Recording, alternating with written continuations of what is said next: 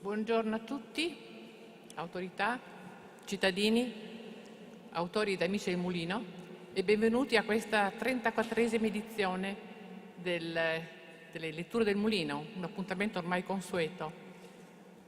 E un caloroso benvenuto soprattutto al professor Baldwin, il nostro graditissimo ospite, che è professore di economia internazionale al Graduate Institute of International and Development Studies di Ginevra. Questo però, per noi del Mulino, è anche un appuntamento un po' speciale, perché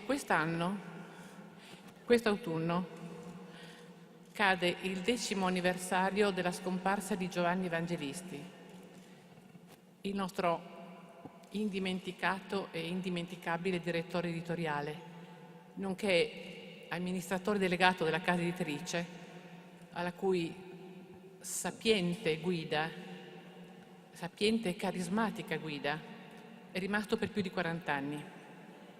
Dai suoi primi esordi al Mulino, ai suoi primi contatti nei primissimi anni 60, come redattore responsabile di una rivista che si chiamava Bollettino delle ricerche sociali, alla sua partecipazione alle pionieristiche ricerche sulla partecipazione politica in Italia dell'Istituto Carlo Cattaneo, che ha anche diretto per un breve periodo, dal 65 al 67, al suo ruolo cruciale svolto in associazione, l'Associazione di Politica e Cultura Il Mulino, dei cui organi direttivi ha fatto parte quasi ininterrottamente, alla cura e all'attenzione particolari che ha sempre riservato per la rivista Il Mulino, la rivista da cui ebbe tutto inizio nel lontano 1951, rivista che ha diretto per un triennio, dal 91 al 94. Giovanni Evangelisti ha speso l'intera sua vita per un'intrapresa culturale, collettiva, in cui credeva fermamente. È stato la cerniera essenziale tra le diverse istituzioni della costellazione Mulino, che ha fatto interagire in maniera virtuosa e proficua. Istituzioni distinte e pur unite nella medesima intrapresa intellettuale e civile.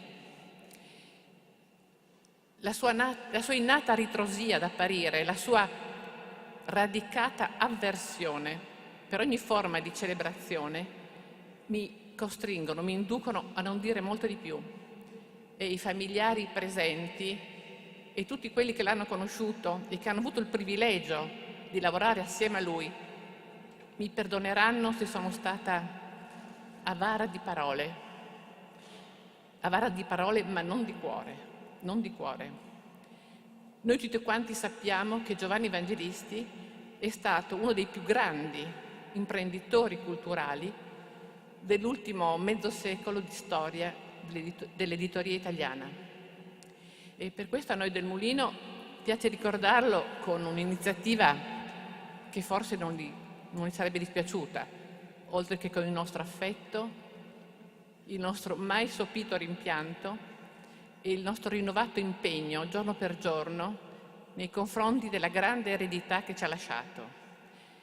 E l'iniziativa a cui faccio riferimento è una borsa di studio che abbiamo intitolato a suo nome e che diamo a un giovane studente, a una giovane studentessa che voglia intraprendere un percorso di studi propedeutico a questa nostra specifica attività professionale. E chiamo pertanto la professoressa Anna Maria Lorusso, che è il direttore del Master in Editoria Cartacea e Digitale dell'Università di Bologna, a venire sul palco per dire qualcosa di più e soprattutto a presentarci la persona che è stata selezionata per questo premio.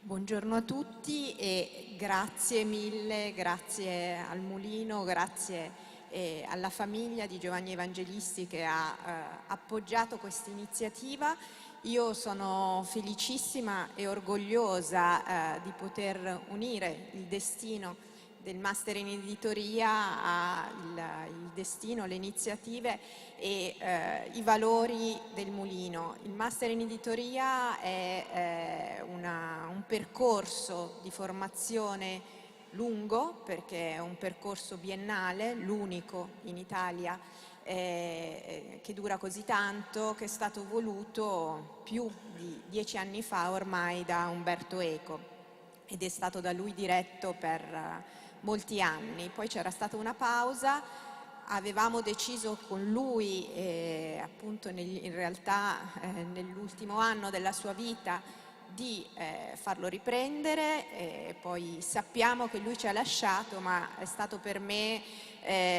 una responsabilità, ma qualcosa davvero di molto sentito, il progetto di continuare, nonostante lui non ci fosse più, con la convinzione di continuarne la lezione e le convinzioni.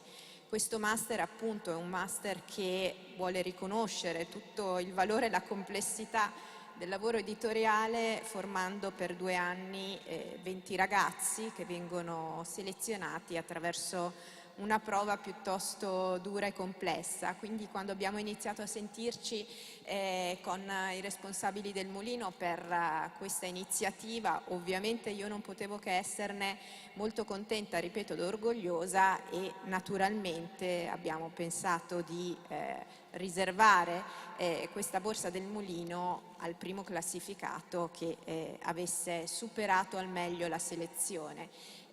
Appunto adesso chiamo Stella Della Costa, magari, che è appunto la vincitrice, che ha peraltro una formazione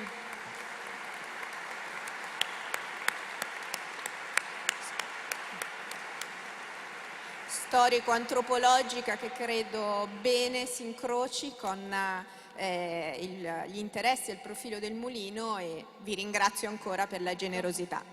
Allora, io faccio le mie congratulazioni alla dottoressa Della Costa e le faccio molti auguri per i suoi studi e per il suo futuro professionale.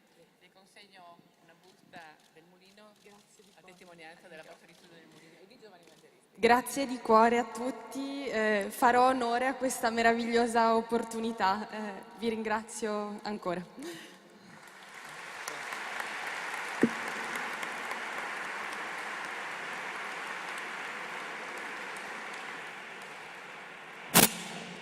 Ecco, riprendiamo il filo della nostra lettura, rinnovando il benvenuto al professor Baldwin e ancora poche parole solo per una sua brevissima presentazione. Il professor Baldwin è uno dei massimi esperti sul tema della globalizzazione. Insegna, come vi ho già detto, al Graduate Institute di Ginevra, ma è stato anche presidente del CEPR, il Center for Economic Policy Research di Londra, dal 14 a quest'anno, mi sembra pochi mesi fa, al giugno. Si è formato negli Stati Uniti, dove ha conseguito il PhD al MIT con Paul Krugman, il futuro premio Nobel Paul Krugman, con il quale poi ha condiviso numerosi lavori, e prima di Ginevra ha insegnato alla Columbia, a Oxford e al MIT. I suoi interessi di ricerca sono ovviamente quelli dell'economia internazionale, del commercio internazionale, dell'integrazione europea, del regionalismo, temi sui quali ha pubblicato numerosi articoli e volumi, ma svolge anche attività di consulenza su questi temi per organismi internazionali quali la Commissione europea, la Banca Mondiale e l'OCSE. Nei suoi molti lavori mi limiterò a citare l'ultimo, anche perché ha a che fare con la lettura di quest'anno, un volume che il Mulino ha pubblicato, è uscito pochi mesi fa, è intitolato La grande convergenza, tecnologia informatica, web e nuova globalizzazione, un libro che si è imposto all'attenzione del mondo scientifico ed economico per l'approccio innovativo e originale con il quale ha indagato e concettualizzato il fenomeno della globalizzazione, distinguendo tra le sue diverse fasi storiche che ne hanno mutato profondamente natura e significato, con effetti dirompenti sulla geografia economica mondiale e sugli equilibri tra est e ovest. Se infatti la globalizzazione dei primi anni dell'Ottocento, quella seguita alla rivoluzione dell'energia a vapore, ha concentrato ricchezza e potere in quelli che sarebbero diventati i paesi industrializzati dell'Occidente, dando luogo a quella che gli storici economici chiamano la grande divergenza, oggi assistiamo al fenomeno inverso. A partire dagli ultimi decenni del secolo scorso, in seguito alla grande rivoluzione tecnologica, vediamo rinchiudersi questa forbice, assistiamo alla grande convergenza, da cui, come recita il titolo del volume professore, tra est e ovest, con paesi come Cina, India e altri paesi emergenti che stanno rapidamente guadagnando terreno sull'Occidente. Sul perché questo sia avvenuto, come, quale sarà il futuro della globalizzazione, se essa sarà o meno un fenomeno inarrestabile, sono gli interrogativi affascinanti e anche un po' inquietanti per i quali abbiamo chiesto al professore di tenere la lettura quest'anno. A lei, professore, la parola.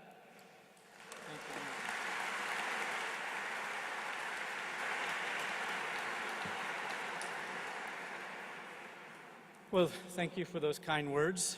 I want to start by thanking El Mulino for translating my book, but above all for organizing this truly magnificent event in this truly magnificent venue, and thank all of you for coming out. In particular, I'd like to thank the Minister, Trial, President Prodi, and Governor Visco for coming along. I'm truly honored to be here, to have this opportunity to talk today.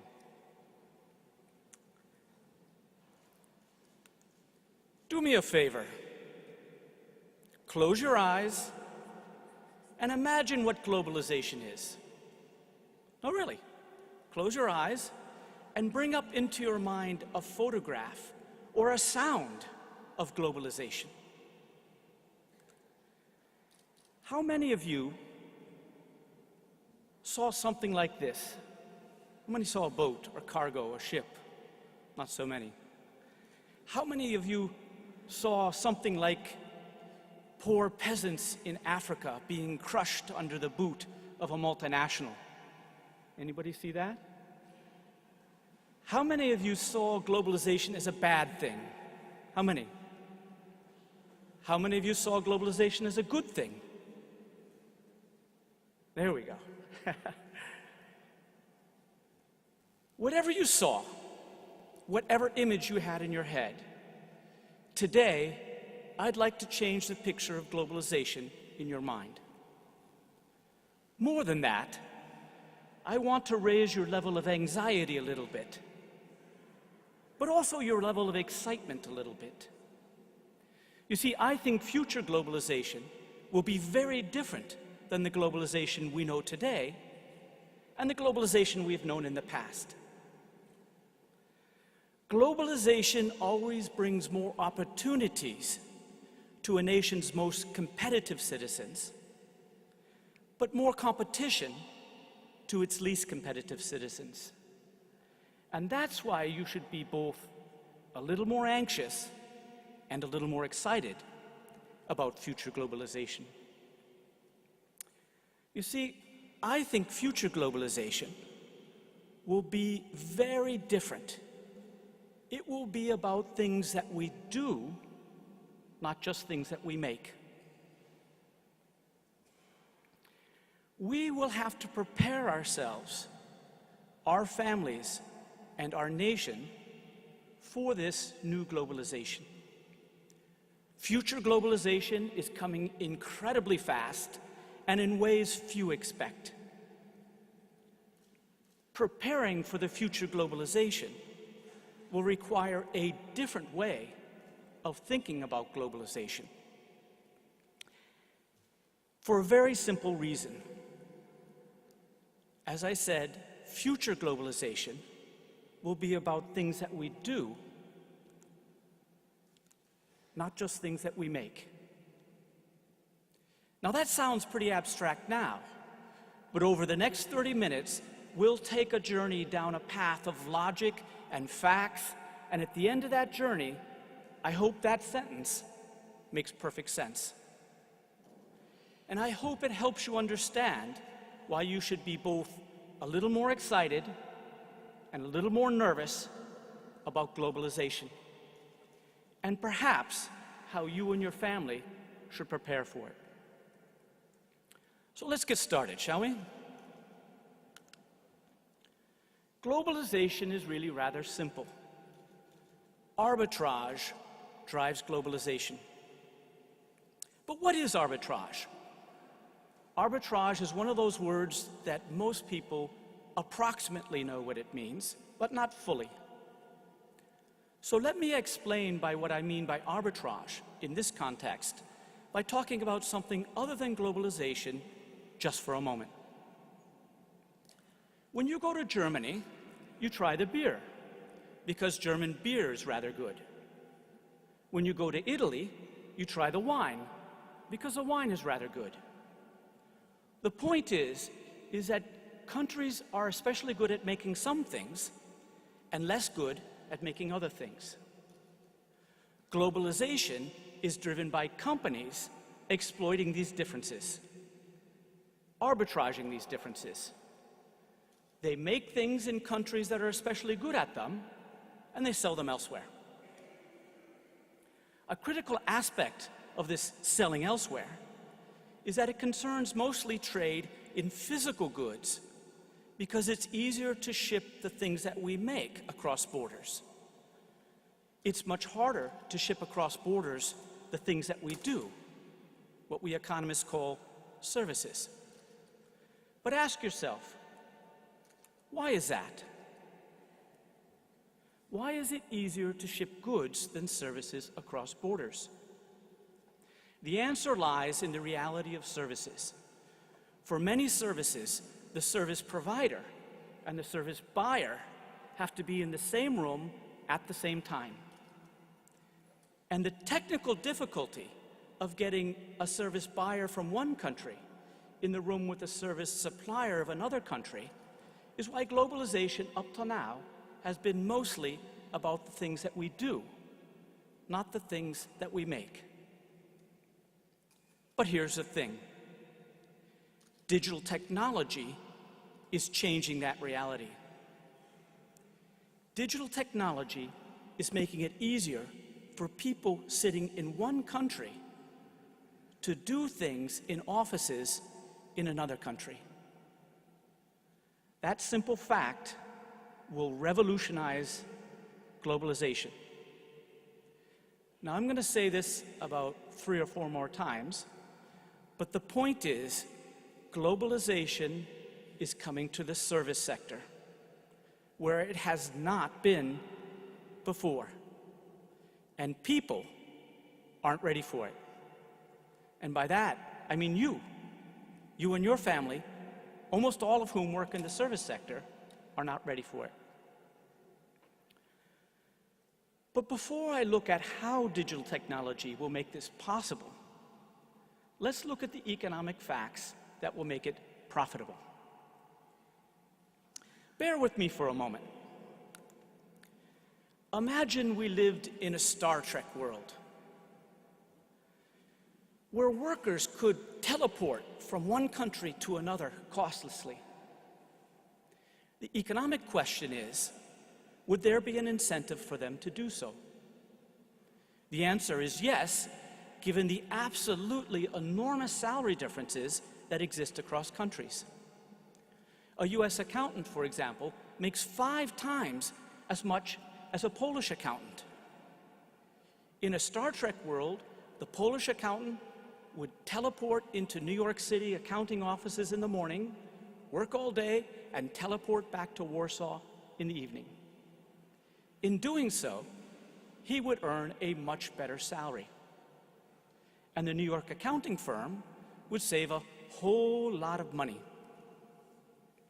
Of course, workers can't teleport between countries. We don't live in a Star Trek world. But digital technology is enabling what I would like to call telemigration. telemigration, people sitting in one nation, working in offices in another nation. Think of it as international freelancing. Thinking of it as global remote work. It already happens in a big way in web development and some IT services. There are offices, virtual offices, where the programmer from Pakistan is on one screen, a designer from Philippines on another screen, and there's a Swiss guy organizing it, making websites at a high pace, getting it done well in a virtual office. Those are telemigrants. And all I'm saying is that will go mainstream. It won't touch every office job, but far more than it does today. The point is, arbitrage drives globalization, and today most arbitrage is in goods, not services. But that's not because there's not an economic incentive to globalize services. It's because there are technical barriers to doing so. Before we move on, I want to work on boosting your anxiety a little bit. We all need more anxiety, don't we? That's what my family always tells me. What we have seen is that the need for face-to-face contact and the difficulty of arranging it across nations is what has shielded most service sector and professional jobs from direct competition. And when I say service sector jobs, I mean your jobs. If you don't work in a factory or on a farm, you're in the service sector. The people who have been facing direct foreign wage competition today are factory workers, not service workers. But that's going to change at an incredibly fast pace. Your jobs are shielded by technological barriers, so few of you today are exposed to direct foreign wage competition, unlike workers in factories. The level of anxiety should be raised by the fact that digital technology is tearing down these barriers. Many of you will soon face competition from telemigrants that you have never faced before. Putting it directly, globalization is about to become more up close and personal for middle-class, white-collar people in advanced economies. The next step in our journey is to talk about how digital technology is lowering these barriers to migration. I'll focus on 4.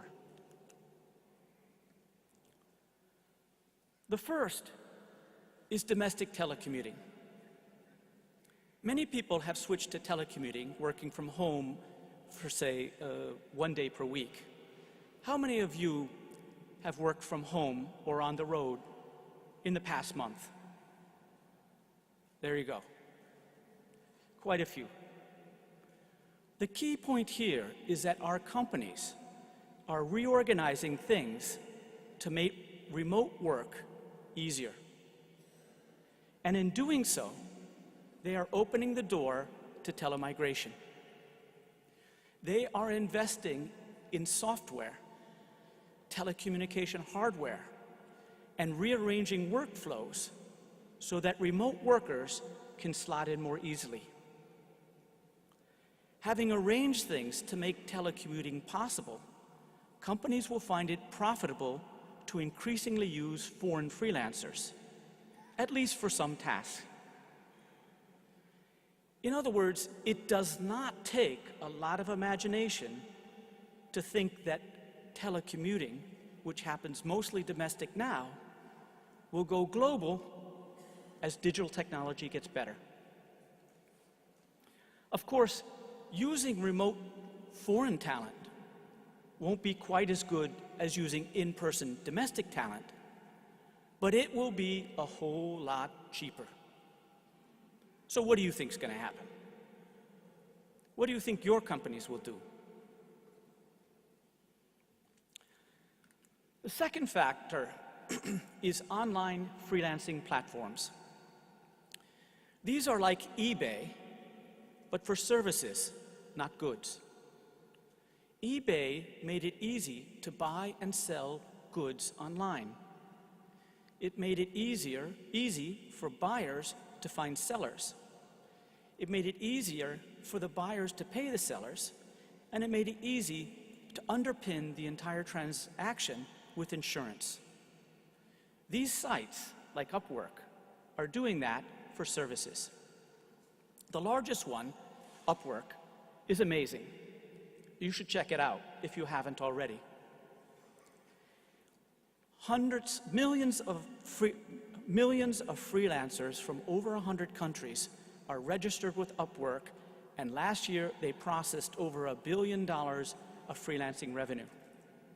And there's a platform competition going on right now. There's many other platforms trying to become the eBay of this future globalization. There's even one, you won't be surprised, a Chinese one called Witmart, which is bringing millions of talented, low-cost Chinese service workers into the world of global competition. These platforms will be like the container ships were for the old globalization. This is exactly how your companies will find, hire, manage, pay, and fire foreign freelancers working in your office. Let me give you a small example. I run a website called voxeu.org, and we needed some more copy editors.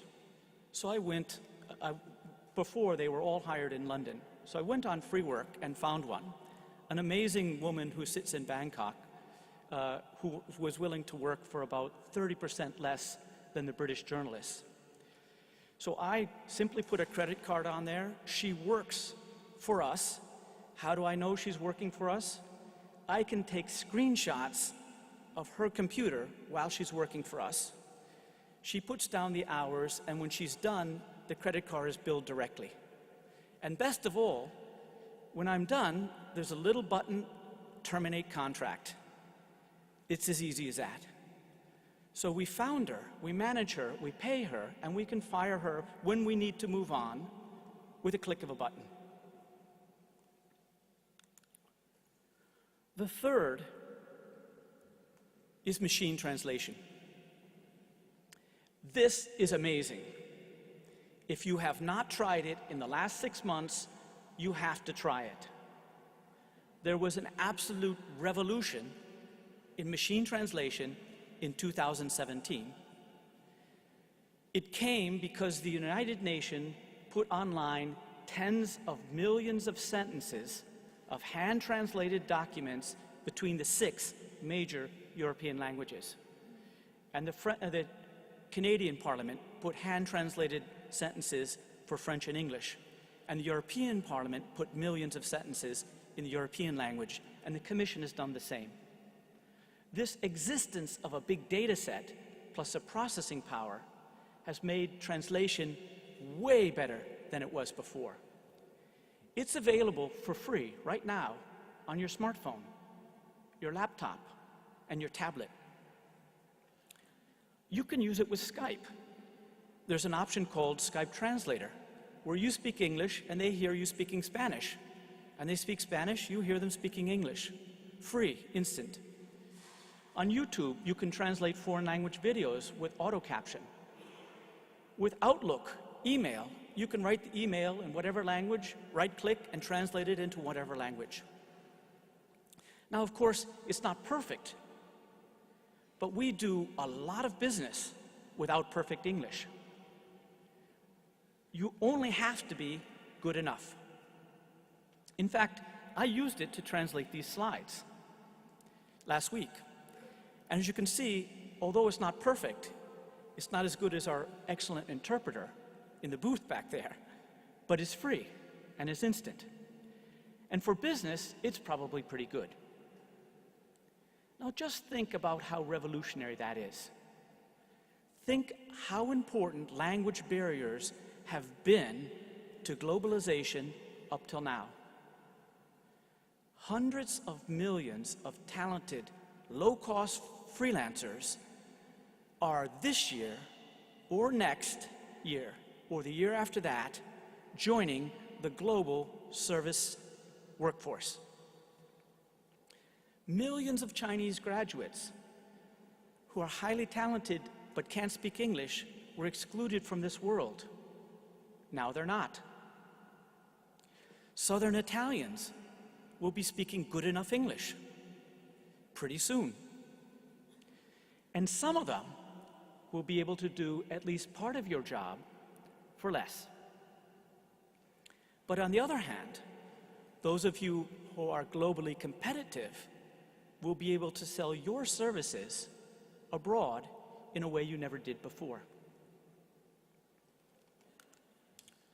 The fourth is the most obvious: advanced telecommunications. These are creating ways that make it seem as if you're in the same room, even when you're in different countries. Here's one. It's called Telepresence. These are common in large companies and some government departments. Anybody here ever used a telepresence room? Okay, a few people. What we have here is the people sitting in the front of the picture. They're in one country, let's say New York. And the people on those life-size screen in the back, there are, let's say the woman on the left is in Paris, the one in the middle is in London, and the one on the right is in New Delhi. Because of the life-size screens, the high-resolution video and audio, and the eye-level cameras, people using these telepresence rooms soon start to feel like they're all in the same room when they're in different nations. And this raises the level of cooperation and allows the group to make decisions that they otherwise would have had trouble doing. In essence, it's almost as good as an in-person meeting, but takes a lot less time. Now, these are expensive and bulky today, but digital technology is lowering the cost and making them more mobile at a breakneck pace. In just a few years, I'm quite sure telepresence will be on your iPhone, just like FaceTime is now. Another advanced telecommunication technology is called Telepresence Robots. These are like a Skype screen on a simple robot body where the robot is driven by the person in the screen. Look at the telepresence robot on the left. That's being used in an American hospital. The doctor, who didn't want to have to drive to the hospital, but did want to visit the patient that he had done surgery on, fires up this robot and drives it around the hospital to talk to the patients, with a nurse to do any kind of things that are necessary, like taking blood pressure or whatever. Now, people say that the physicality of the robot gives the speaker on the screen more authority than they have when they're just talking on the phone or over Skype. The one on the right is a manager visiting a field office. So what this manager does, the woman, leaves that robot in the field office, and whenever she wants, she dials it up, and she can drive the robot around the office. She can look over people's shoulders to see whether they're playing solitaire or actually working. She can attend meetings. She can attend one-to-one conferences. And people say that these things increase the degree of connectedness. These people on the screen are telemigrants. They are using digital technology to break down the technological barriers that prevented globalization of the service sector. So that's the second milestone. Digital technology is tearing down the barriers to telemigration. So we know that telemigration is possible, and we know that it is profitable. The next question is, how fast is it coming? I will argue that it's coming faster than most people believe. I wasn't sure about that translation. How's that one? That's okay? The main point is that digital technology is advancing at an explosive pace today. Although this is a simple point, I have had a hard time getting it across to audiences. So today, I'm going to try something different. Instead of talking about the wonders of Moore's Law and the amazing things that exponential growth can do, I'm going to go with an example of just how crazy it is that our ability to process, transmit, store information doubles every couple years.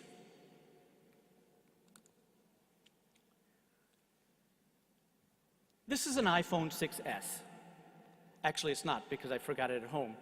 This is my hard drive. But let's pretend it was an iPhone 6S. It's a very powerful computer, more powerful than the computer that guided Apollo 11 to the moon and back in 1969.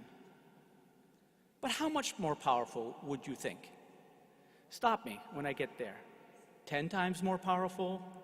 100 times more powerful? 1,000 times more powerful? 1,000,000 times more powerful?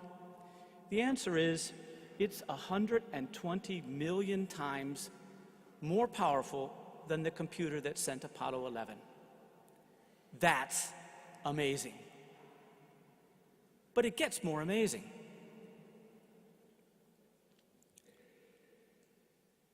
Oops, sorry. This is an iPhone 10. It really is. The iPhone 6S came out in 2015. This came out in 2017. And it is 2.5 times faster than the iPhone 6S. That 2.5 times faster means that the increase in processing power between this one and this one in 2 years is 146 million times faster than the Apollo. That's the increment. What that means is that the progress we had between 2015 and 2017 was greater than all the progress we had between 1969 and 2015. That's why it's coming faster than you believe. We have hit the point where the growth, the doubling, is leading to absolutely fantastic things. 3 years ago, machine translation was not very good, and you had to download a program. Now it's instant and free.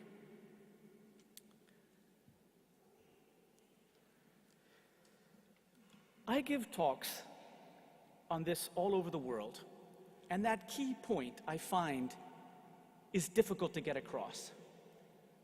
So I've developed a diagram which explains why I think we humans so frequently misunderstand digital technology. Now in this diagram, I'm going to have progress on the left side there, sort of vaguely it's getting better, and years along the bottom. In our everyday lives, we assume that the future will be a lot like today, but a little more so, or a little less so. This is a natural tendency that comes from the fact that our brains evolved in a walking distance world, one where things did not move very quickly. The blue line shows our tendency to straight line the future. This tendency is actually baked into our brain. Our brains, and indeed the brains of all living things, were developed to track motion. Think about it. Everything that moves has a brain. Everything that doesn't move doesn't have a brain. But here's the thing. Throughout our evolutionary history, we lived in a walking distance world where things didn't move very fast. That's why we project the future in a straight line.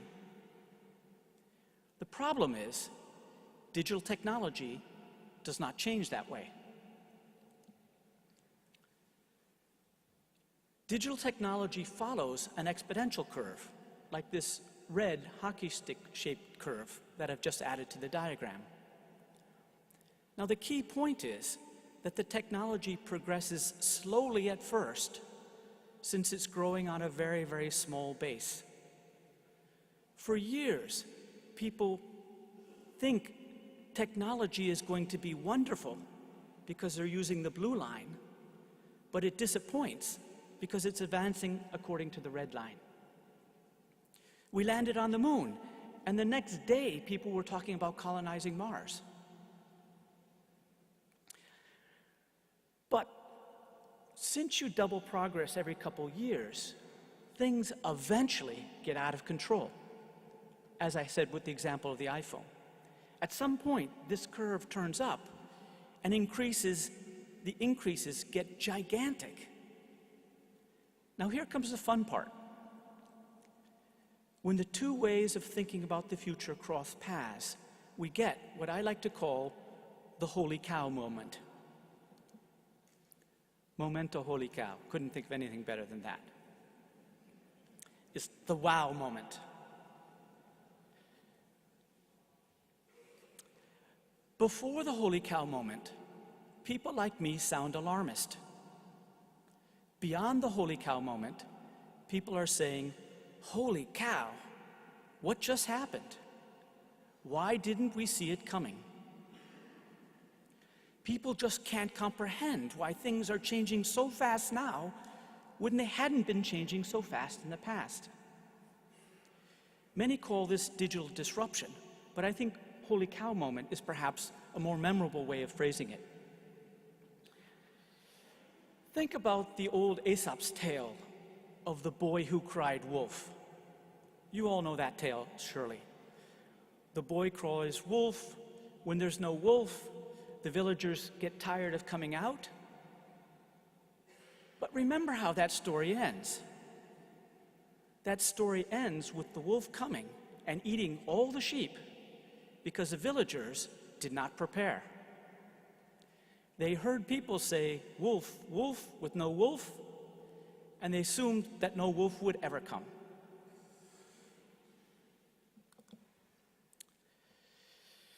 That was a third milestone in our journey, the realization that the future of globalization is coming faster than most believe. And at this point, you may be thinking that all of this doesn't sound very plausible. That's because telemigration is likely to come in ways that few expect. I would like you to think of it as the Iphone Infiltration. How many of you sat at a table like that? I want to explain how I believe telemigration will come by talking about something different than globalization for a moment.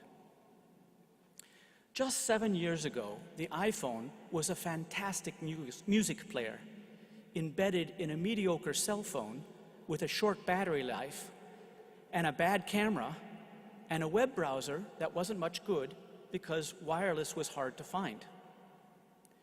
iPhones, or smartphones more generally, are now almost indispensable. They are our email and messaging center, newspaper, camera, video camera, photo album, dating service, agenda, travel agent, and much more. It's even a fairly decent phone, although it still has a very short battery life. But here's the point. Nobody decided to let that happen. It just happened.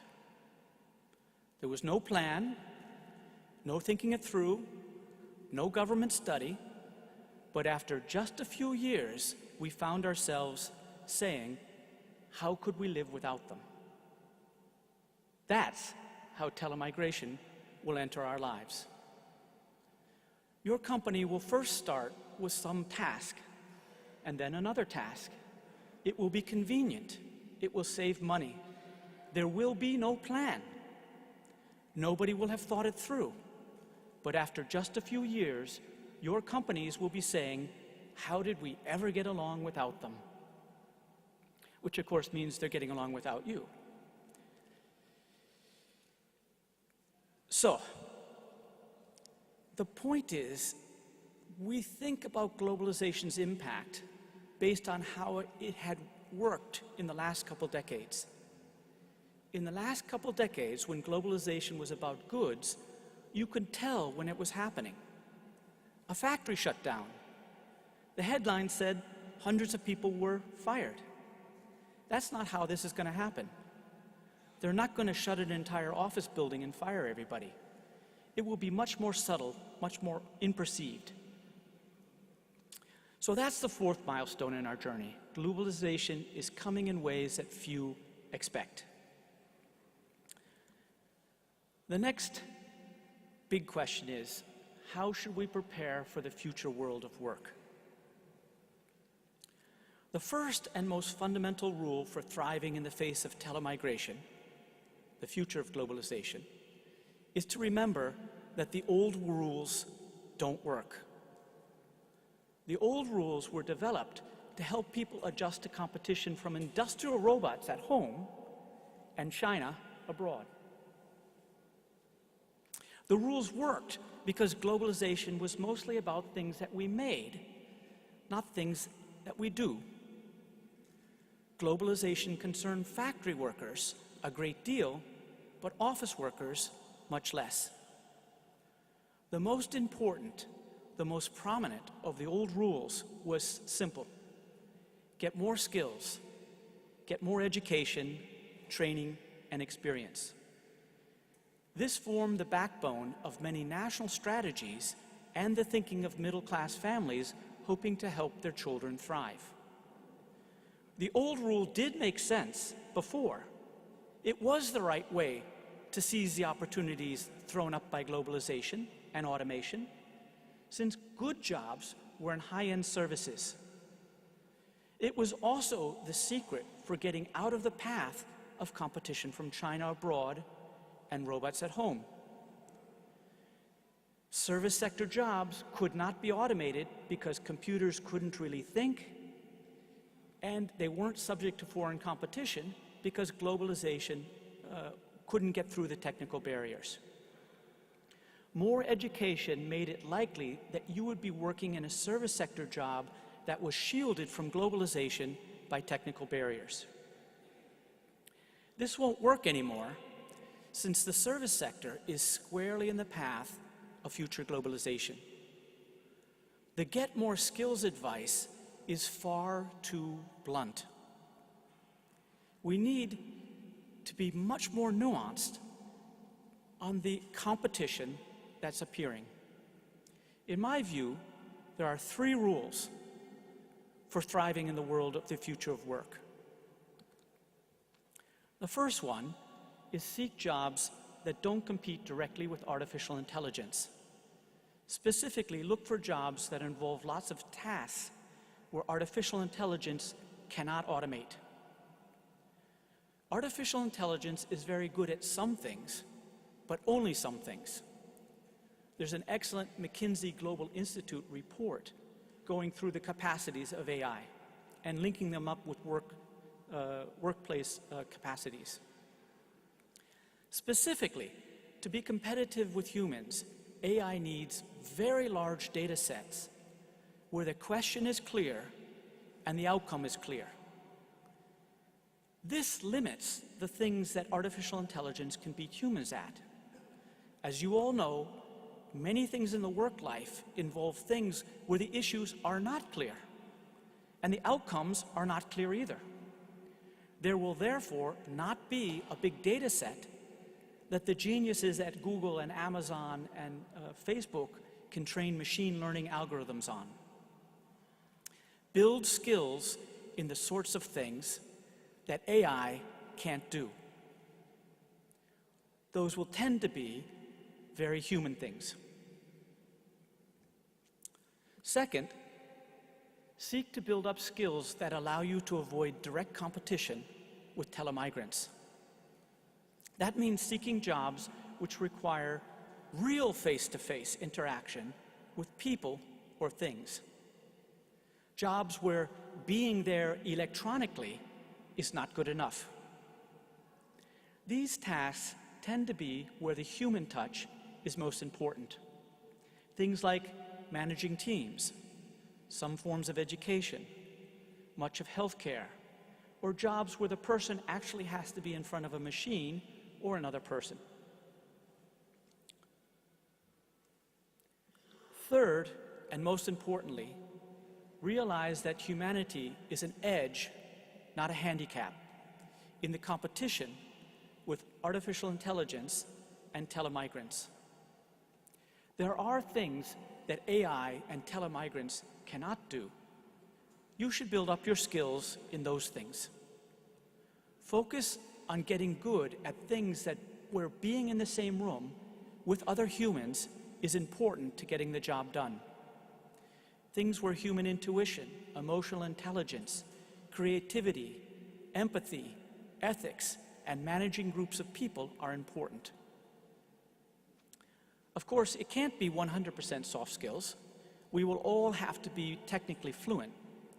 But that's already true of most people under the age of 30. One of the most amazing things that happened in my lifetime is they sell electronics without instructions. Somehow or another, you're supposed to know how the thing works. But for the people under 30, they already know how it works. How, I don't know, but they do. Everybody will have to have that basic level because we'll all be interacting with people who are telemigrating and AI.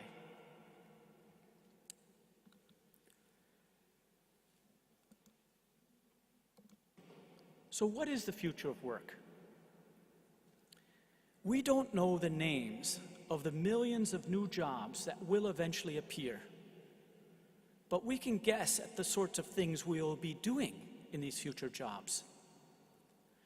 Sherlock Holmes, the fictional Victorian detective, said, "When you have eliminated all other possibilities, whatever remains, however improbable, is the truth."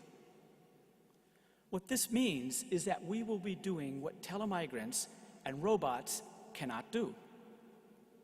The new jobs of the future and today's jobs that remain will be those that require humanity and real face-to-face interactions. This will make our communities more local and probably more urban. It also means that the new jobs will be those that stress humanity's greatest advantages, the complexity, the subtleties of humanity and human interactions. And the really good news is that once we manage this transition, we'll be richer. And this should allow us to be more generous with the people around us. So it's a happy ending, right? Richer, more human jobs, more local jobs. This is why I'm optimistic in the long run.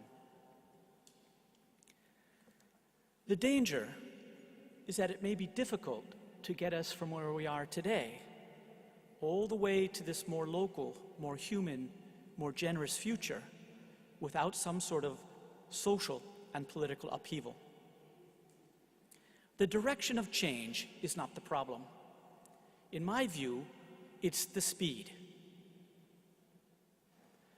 We have, as a human race, adapted to enormous changes, from farms to factories, from factories to offices. We do this, we will do this, but often those transitions involved violent social and political backlash. That's what we have to be worried about. If office workers who are displaced by telemigrants and artificial intelligence join arms with factory workers who were displaced by industrial robots and competition from China, we may see a very important upheaval. That's what we need to worry about. I hope I've changed the view of globalization in your mind. I hope I've talked about globalization in a way that will help you and your family prepare. Mine is an optimistic vision tempered by caution. Future globalization can bring us to a better world, but explosive economic change has, in the past, led to explosive social upheaval. Our governments need to help people adjust, and if it all goes too quickly, they have to slow it down. Thank you.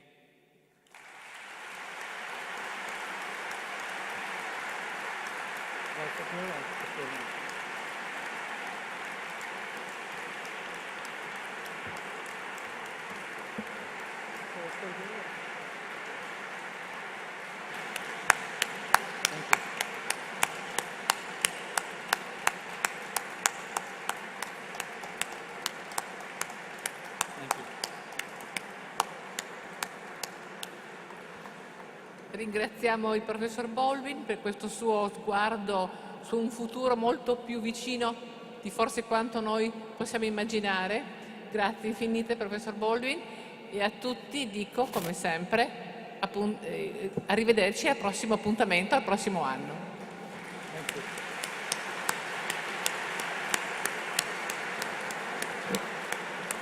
Okay.